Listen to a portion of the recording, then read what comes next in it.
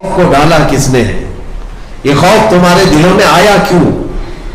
اس کو بھی حدیث رسول سے اگر میں آپ کو بتاؤں، مشکات ابو داؤد شریف کی حدیث ہے، نبی پاک صلی اللہ تعالی علیہ وسلم نے ارشاد فرمایا ان قریب ایک زمانہ ایسا آئے گا کہ تمہارے دلوں پر اللہ کافروں کا خوف ڈال دے گا، دشمنوں کا خوف ڈال دے گا تمہارے دلوں پر۔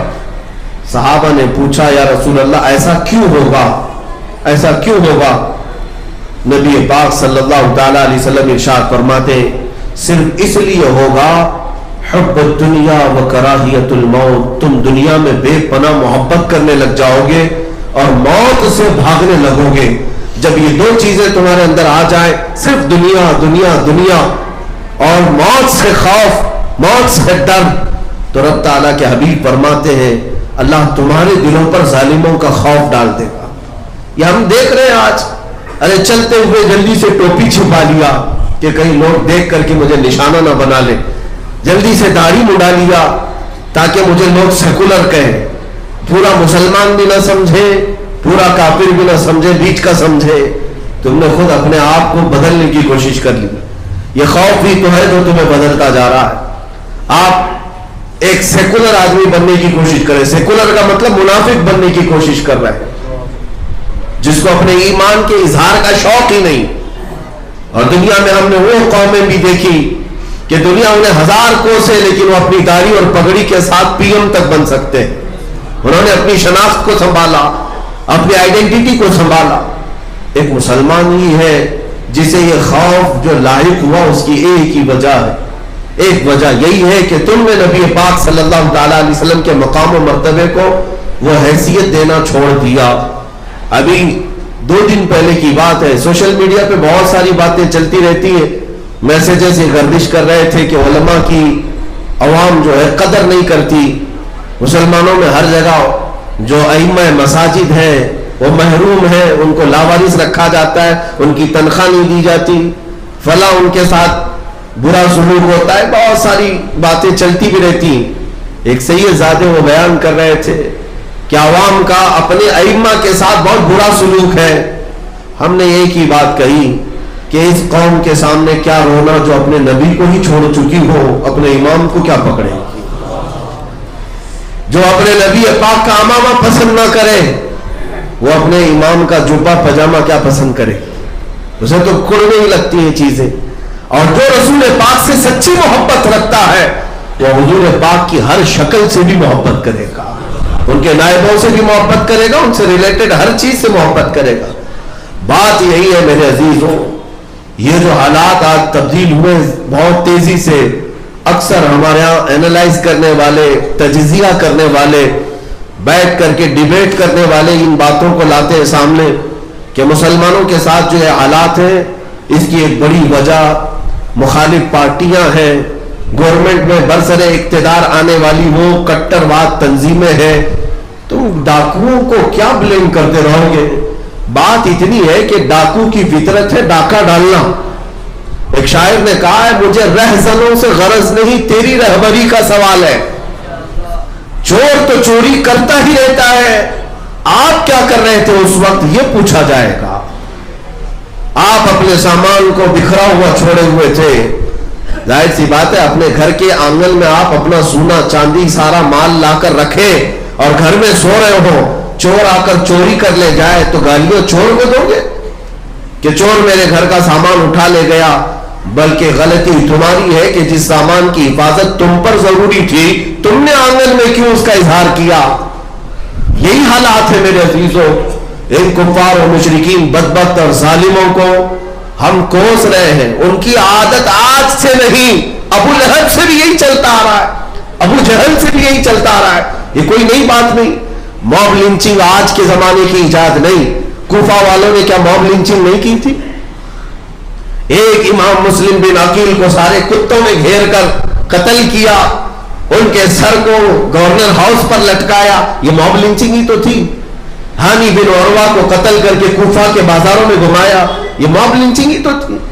آج کی ایجاد نہیں ہے، یہ پچھلے کئی صدیوں سے ظالم اپنے ظلم پر اور کافر اپنے کفر پر اڑا ہوا ہے۔ سوال صرف تمہارے متعلق آتا ہے کہ تم آج اتنی تیز کیسے بدل گئے؟ اس لیے کہ جب ہماری تعداد 313 414 1000 2000 کی ہوتی، لیکن دشمنان اسلام پر ایک ہیبت طاری ہوتی تھی، ایک ہیبت طاری ہوتی۔ میں نے ایک انگریز مفکر کی لکھی ہوئی تاریخ کو دیکھا، جس نے صلاح الدین ایوبی کی تاریخ لکھی ہے۔ وہ جرمن کا رہنے والا یا اٹلی کا رہنے والا، اس نے یہ لکھا ہے کہ میں نے پوری تاریخ میں ایسا شخص نہیں دیکھا کہ صلاح الدین کے پاس ایک وقت ایسے حالات آ گئے کہ 12,000 کا صرف اس کے پاس لشکر رہ گیا تھا۔ توجہ چاہتا ہوں، 12,000 کا لشکر رہ گیا تھا، اور مقابل میں سارے صلیبی بادشاہ جمع ہوئے، اور ان کی فوج جو جمع ہوئی وہ 4 لاکھ کی ہو چکی تھی، اور 4 لاکھ کی فوج وہ صلاح الدین ایوبی کے سر پر لا کر کھڑے ہو گئے۔ اور صلاح الدین کے پاس راستہ کیا تھا؟ یا تو بھاگ جائے میدان چھوڑ کر، یا تو ان سے صلح کر لے اور علاقے دے دے۔ لیکن اس مرد قلندر کو ہزاروں سلاح اپنے مجاہدین سے پوچھا کہ تم تعداد دیکھ رہے ہو 4 لاکھ کی اور ہم 12,000 ہیں، اگر ملٹیپل کیا جائے تو پتہ نہیں کتنے گنا ہو بڑھ جائے، کئی گنا بڑھ جائے۔ صلاح الدین ایوبی کے ساتھ جو مجاہدین اسلام تھے، جو نوجوان تھے، انہوں نے صرف اتنی بات عرض کی کہ صلاح الدین، آپ ہم سے اجازت کس بات کی لے رہے ہیں؟ کیا اسلام میں آج تک کبھی تعداد دیکھ کر کے جنگ کی گئی ہے؟ اگر تعداد دیکھ کر جنگ کرنی ہوتی تو رسول اللہ بدر میں کبھی نہیں جاتے۔ اگر تعداد ہی کا مسئلہ ہوتا تو خندق اور احد میں حضور جاتے ہی نہیں، ہر جگہ لوگ دشمنوں کی ہی میجورٹی تھی۔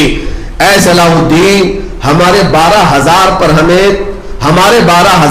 ہمیں نہ یقین ہے اور نہ ان 4 لاکھ کا ہمارے اوپر خوف ہے۔ اس میدان میں ہمارے ساتھ جو کچھ بھی ہے وہ اللہ کا بھروسہ ہے، اللہ کی ذات پر بھروسہ ہے۔ مومنوں، اس بھروسے اور توکل کو چھوڑے بیٹھے ہو۔ آج کروڑوں کی تعداد تمہاری ہے، لیکن ڈرے سہمے ہوئے۔ اس کی ایک وجہ یہی ہے، اس کی ایک خاص وجہ کہ جب تک آپ ان تمام حالات کو دیکھ کر کڑتے اور اندر ہی گھڑتے رہ جائیں گے، لیکن ان میں ایک بہت بڑا جو مسئلہ ہے وہ دشمنوں کا نہیں، جو کھلے ہوئے دشمن ہیں ان کا نہیں، جماعت کے اندر موجود جو غدار منافقین ہیں ان کا ایک بہت بڑا ایشو ہے مسلمانوں کی۔ ہر زمانے میں مسلمانوں کے اگر حوصلے کوئی پست کرتا ہے تو وہ دوسرا مسلمان ہوتا ہے، مسلمانوں کو اگر پیچھے دھکیلنے کی پلاننگ کرتا ہے تو مسلمان ہی آتا ہے۔ میرے مرشد گرامی حضور تاج الشریعہ رحمت اللہ تعالی علیہ نے ایک آیت کی تشریح بھی فرمائی اور ارشاد فرمایا، یہ 5ویں پارے کی آخری آیتوں میں سے ہے۔ اللہ تعالیٰ فرماتا ہے وَلَن يَجْعَلَ اللَّهُ لِلْكَافِرِينَ عَلَى الْمُؤْمِنِينَ سَبِيلًا۔ اللہ کا فرمان سنا رہا ہوں، رب تعالیٰ فرماتا ہے اللہ ہرگز کافروں کو مسلمانوں پر غلبہ نہیں دے گا۔ بات توجہ کی ہے، اللہ فرما رہا ہے کفار و مشرکین کو اللہ مسلمانوں پر غلبہ کبھی نہیں دے گا، لیکن یہاں دکھا تو رہا ہے یہ حالات تو ہیں، تو کیا قرآن جھوٹ بول رہا ہے؟ اللہ تبارک و تعالیٰ جو کہہ رہا ہے وہ کیا ہے؟ پھر ہمارے بزرگ مرشد نے یہ فرمایا تھا، ہاں اس کی تفسیر میں مفسرین نے فرمایا کہ اگر کافر کسی مسلمان پر غلبہ پاتا ہے تو کسی دوسرے مسلمان کے ذریعے سے پاتا ہے، جب تک کوئی منافق اس کا ساتھ نہیں دیتا تب تک وہ براہ راست کبھی تم پر حاوی نہیں ہوتا۔ مسلمانوں، اس بات کو سمجھنے کی ضرورت ہے۔ ان حالات میں جب نبی پاک صلی اللہ تعالی علیہ وسلم کی عزت پر اس قدر حملے ہوں اور تمہیں یہ بتایا جائے کہ مصلحت یہ ہے کہ تم اپنے گھروں میں چوڑیاں پہن کر بیٹھے رہو، تو یہ وہی منافقین کی جماعت ہے، انہی غداروں کی جماعت ہے جنہوں نے صحابہ کو احد کے میدان میں جانے سے بھی روکا تھا۔ احد کے میدان میں جانے سے صحابہ کو روکتے رہے، اور جب شکست کھا گئے صحابہ تو انہوں نے مدینے میں بہت بڑے بڑے پیمانے پر واویلے مچائے تھے کہ ہماری بات سنے نہیں، گئے اور پٹ گئے، دیکھو آ گئے، کٹ گئے، آ گئے۔ منافقین کی باتیں تھی۔ اللہ تبارک و تعالیٰ منافقین کو ظاہر فرمانا چاہتا تھا، وہ احد میں جانے کے تیار نہیں تھے، انہوں نے بار بار یہ کہا تھا ہم میدان احد میں نہیں جائیں گے, ہماری تعداد کم ہے, ان کی تعداد زیادہ ہے, اور کچھ پیچھے رہ گئے. 300 کے قریب وہ لوگ جو رسول اللہ کے پیچھے نماز پڑھتے تھے احد میں نہیں آئے, چھوڑ کر بھاگ آئے. اور پھر یہ مدینے میں کہنے لگے کہ ہم پہلے ہی سے کہتے تھے کہ ان لوگوں کو مارا جائے گا, پیٹا جائے گا. دیکھو احد کے میدان میں 70 مسلمان شہید ہو گئے, ہماری بات سنتے نہیں, ایسے ہی چلے جاتے ہیں, اور ایسا ہو جاتا ہے ویسا ہو جاتا ہے. یہ جو پیٹرن ہے نا, یہ آج بھی چلتا ہے, آج بھی چلتا ہے. کہ ہم تو بولے تھے, پہلے ہی سے بولے تھے, کائے کوئی اس میں سر کھپانے کی ضرورت تھی. دیکھا مارا گیا ہے, پیٹا گیا ہے, کیسوں میں اندر چلا گیا, کیا ضرورت تھی اس کو. منافقوں تمہیں پتا نہیں, ہم اگر پیٹے جاتے ہیں تو صرف نبی پاک کے نام پر. تم کیا سمجھتے ہو حضور کی عزت کی بات کرنا اور گھر میں بیٹھ کر صرف نعرے لگانے کا نام محبت ہے؟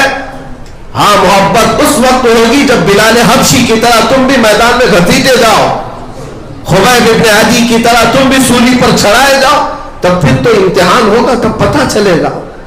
عزیزان گرامی وقار, میں آج آگاہ اس بات سے کرنا چاہتا ہوں کہ ان منافقین کی چھتر چھایا سے بھی باہر نکل آؤ, ان غداروں کی جماعتوں سے باہر نکل آؤ جو دائرہ اسلام میں رہ کر اسلام کو جتنا نقصان پہنچانے کی کوشش کرتے ہیں وہ کفار و مشرکین سے بھی اتنا نقصان نہیں ہوتا ہے. آپ نے دیکھا کہ باضابطہ طور پر مسلمانوں میں ایسے لوگ پالے جاتے, خریدے جاتے, ان کے چہرے پر داڑیاں بھی رکھوائی جاتی ہیں, ان کو جبے کبے بھی پہنائے جاتے ہیں, اور پھر یہ زر خرید ٹٹو وہ ہیں جو مومنین کے حوصلے پست کرنے کے لیے لائے جاتے ہیں. اور